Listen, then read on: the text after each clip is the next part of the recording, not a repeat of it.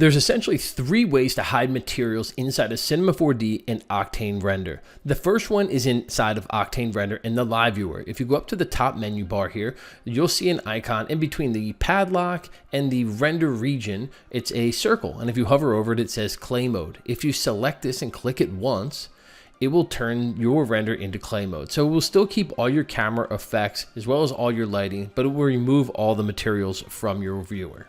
The next way to hide materials is also through the Octane Live Viewer, and it is the check material updates. If you disable this, this is going to make it so anytime you change any of your materials, it doesn't actually affect and relaunch the Live Viewer. So I could come in here to the shorts, which are red, and change them to blue.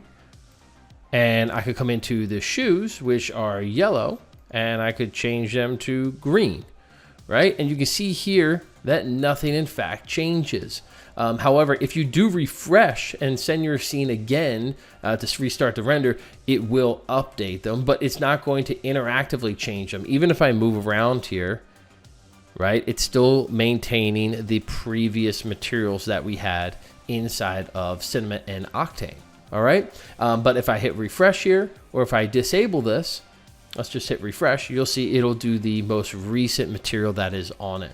But this is a really nice way to be able to work on your material, but not have the Live Viewer constantly relaunch and refresh while you're tweaking a material.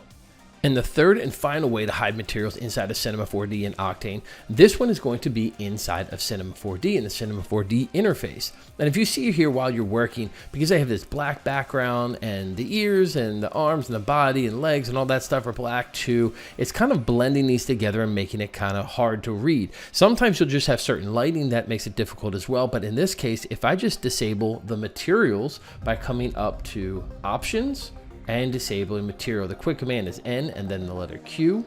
But if I do that, you can see that it removes the materials just from the viewport, keeps them in, obviously, our object menu as well as the Live Viewer.